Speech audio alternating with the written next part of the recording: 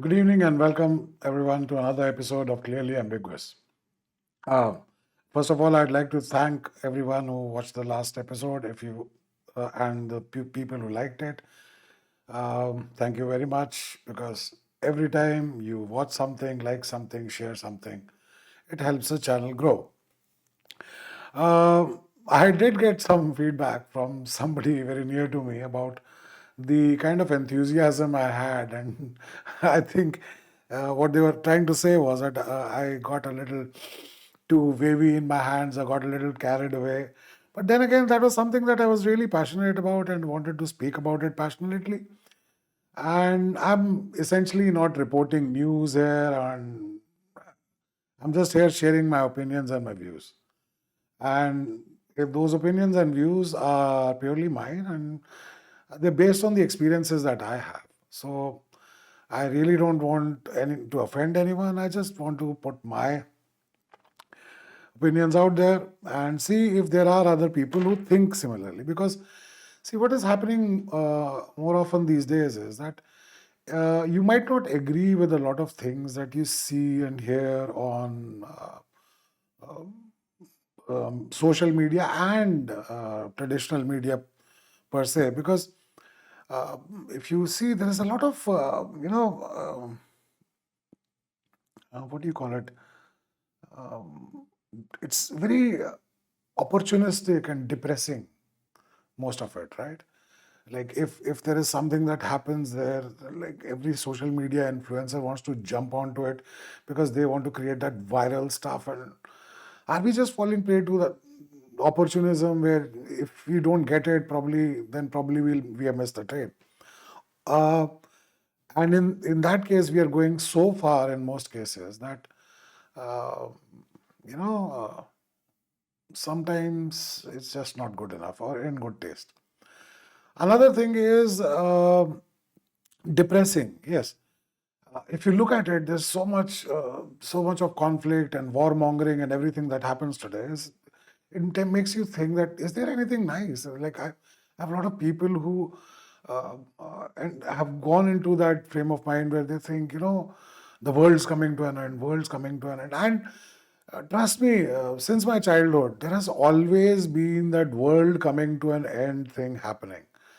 And it would be very unfortunate if it does happen because of something that the human race does, because that will be the most idiotic way of blowing it all up, right?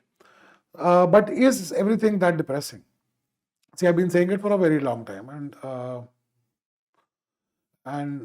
I think a lot of people will agree with this, is that it's the depressive, the negative people who are actually loud. People who are pretty positive about most things usually just tend to go about their lives and they just tend to ignore. And probably that ignorance is costing them their peace of mind a bit. So today I'm going to speak about two words. One is, where did this go? Hang on. I need to get this far. Boy.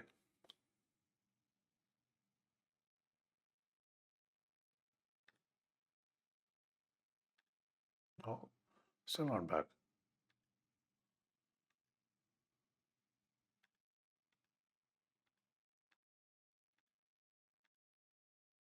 Oh, there it is. There it is.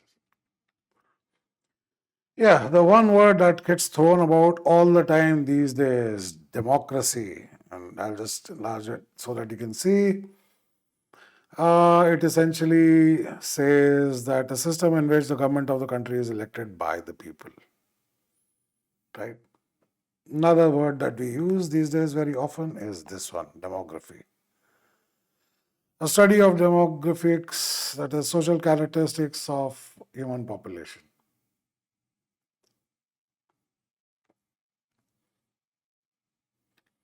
And why do I want to talk about these? Because see, if you look at it, if you look at the political scenario, especially in our country, uh, there is some election, or like there is a election at the state level or there is election at the national level or if those are not happening, then there is local body elections, so on and so forth. So there is election, like if you really want to be optimistic about it, you can say, oh, you can see the wheels of democracy in motion.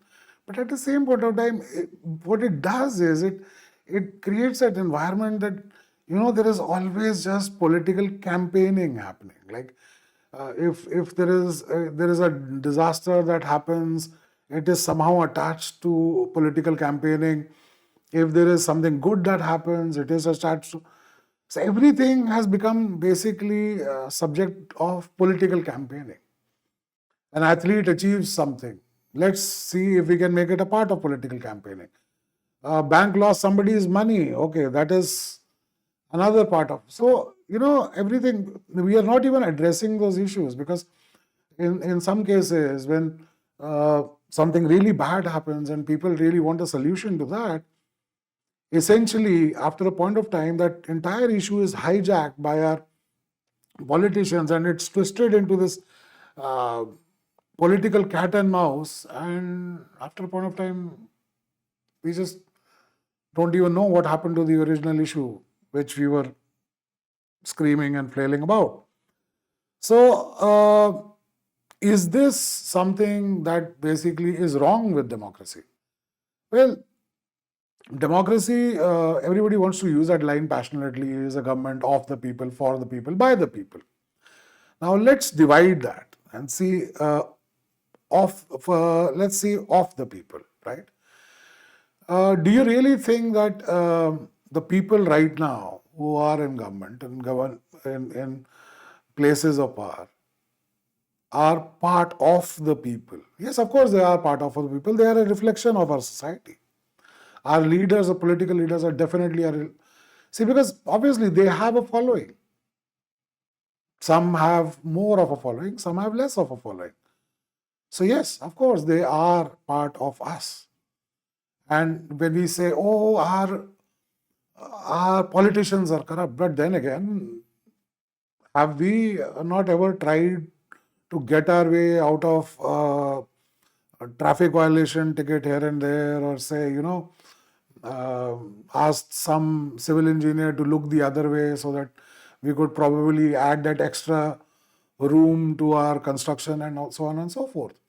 So yes, of course, they are a reflection of us. So yes, it is of the people. Next comes for the people. Now this is where that is the major rub. For the people.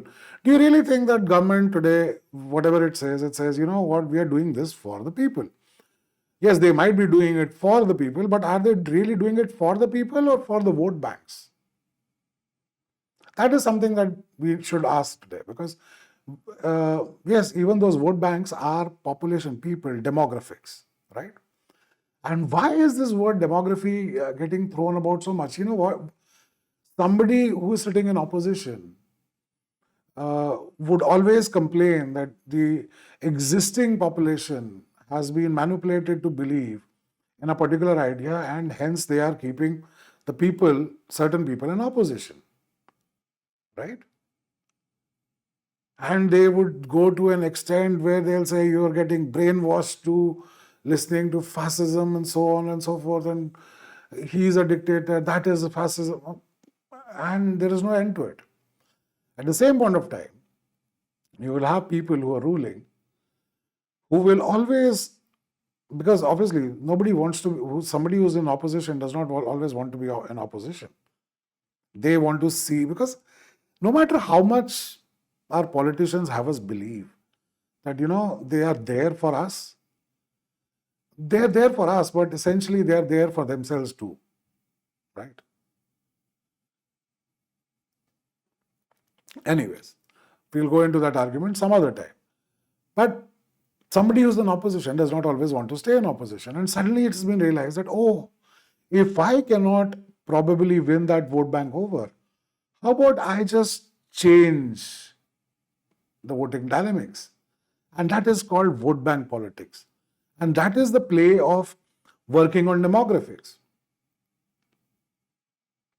Now, if the person who's actually ruling right now is smart enough what they'll be able to do is that as soon as somebody who's trying to build basically an opposition to you by creating this population which will essentially bring them into power, and you basically are able to integrate them into society and do for something for them, they essentially will end up voting for you anyway. So,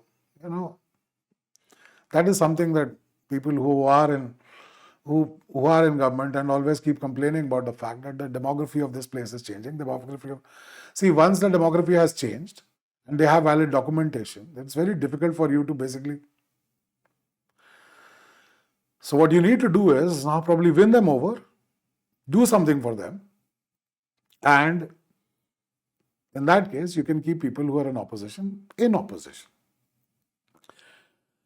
Also, the opposition, what they could probably do is that they could talk about, because see, there was a long point of time when anti-incumbency was something that was, you'll always have somebody in opposition who would know that there are certain things. No government can be absolutely right?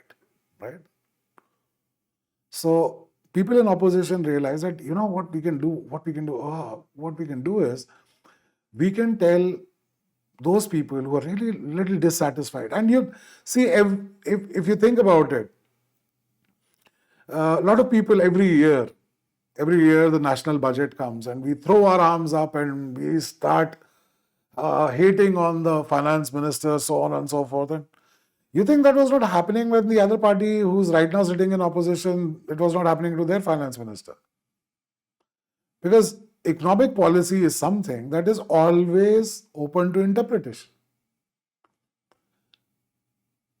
There can always be something which can be found wrong with any policy there is, in some way or the other. No policy can be perfect. If it was perfect, then we would have found a perfect governance system all over the world, and that's what we would have been doing. That cannot happen. So there has to be an order and chaos, and policies are fluid, they keep changing. That's the reason why foreign policy is fluid too. Today, who is your friend? Tomorrow, might be your enemy, and there's no friends or enemies anymore. They're all frenemies. Anyway, so, but then, what does this for the people tend to be? Now, in certain cases these days, for the people happens to be and in our case, there is a lot of freebie culture that is being spoken about, right? You give somebody, of course, you should probably help your populations if you have. We are a country which has money now. We don't have all the money in the world now, but we are probably doing better than what we used to do in 70s, 80s, 90s. So we have more, our governments have more to spend. And because they have more to spend, they can spend them on welfare schemes, so on and so forth. And the middle class should not complain about it. But should they not completely complain about it? Because point is, the reason why the government has more money now, one big reason is that the middle class accepts the burden of taxes, direct or indirect taxes. Direct and indirect taxes have always been there. They've been there for even before we got independence. So, and even we were under regimes, because obviously, if there is a nation state or there is any form of state that has to be run, it needs money to run that governing machinery, so to speak. Salaries need to be paid and things need to be done, so on and so forth. So yeah, let's not just go bonkers over, this finance minister or that finance minister.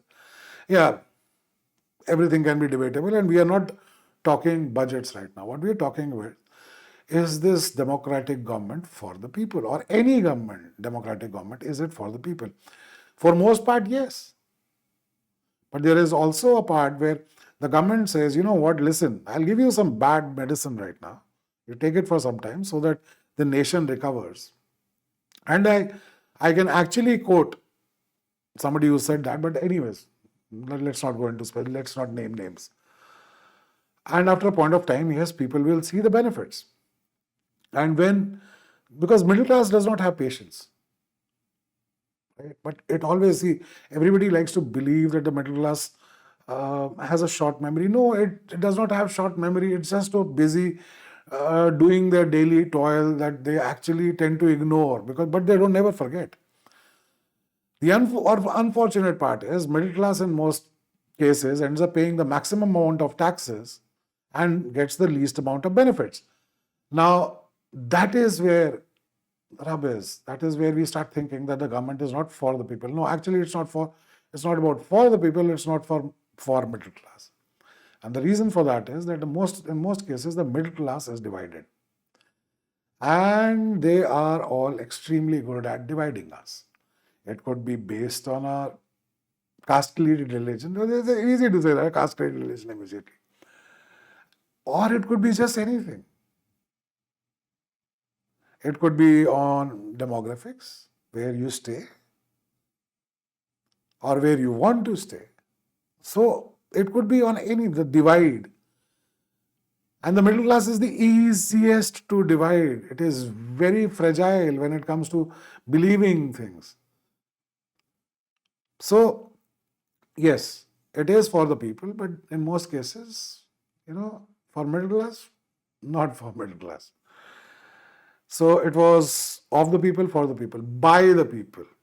Now, is it by the people? Yes, it is by the people. If you don't vote for it, it cannot be in power. But how do we really exercise our franchise? Right? They always say your vote is important. You should use it. Use it wisely. Do we really use it wisely? Or we just basically become passionate and we've heard somebody, we become passionate and we vote for them, or we accept a little token or a present or a gift or a bottle of alcohol sometimes and say, you know what, here's my vote. So, of course, that entire exercise that happens of get that in machinery, and it is the festival of democracy, the biggest festival of democracy, as a lot of people like to quote. Yes, it does happen by the people, but then again, unfortunately, what those people are then again consuming from media, social media, and everywhere else is basically a rhetoric which is built up. And eventually it reaches that crescendo and you said, yes, this is the man. And we spend next 5 years criticizing those very same people who we voted for so passionately. I'm not saying that what I'm trying to say right now is that we need to understand that everything with the present government is not right. But at the same point of time, everything with the present government is not wrong. Let's not get carried away. Because see, although these terms that are thrown about these days, the anarchists, the leftists, the right wing, so on and so forth, we have to understand that we have to go with somebody who talks about the nation and has a track record of talking about the nation and and has done a lot towards nation building. At the same point of time, we should also not let them go to that extent that, we just basically get the bitter medicine all the time. So yes, we need to understand that if we allow the demographies to change, and that will happen. That will always happen. It has happened. Right? People sitting in United States were complaining about, what I spoke about last time was that they were really complaining about this fact that, the Indian should go back, this, that, and the other. The point is, it's not us who just woke up one day and went to you. It was your government who was encouraging us to come there as well. So the blame actually lies with completely. And that is what politicians are amazing to do. That's their one basic skill. That when you go to them and you say, you know what, this is what you've done wrong, they'll always actually make you believe that everything else except that one point which is wrong is wrong. And you're like, wow, right? So one thing that we should do is believe in our democracy. And every time that somebody says that democracy is dead, we should realize that they are able to say it in a state where they can still say it. The freedom of saying that is still there, right? Unlike in certain places where if you say something, you will get punished for it. As far as how tolerant or intolerant we are becoming, uh, see, it keeps going up and down. So,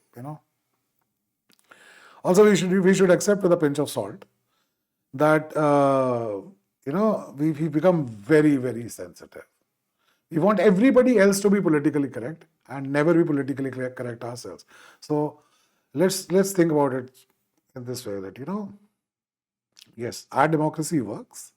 Demographies change. It's not even almost about always about the fact that you have refugees who are coming from outside. Even internally, there is movement of population and so on and so forth.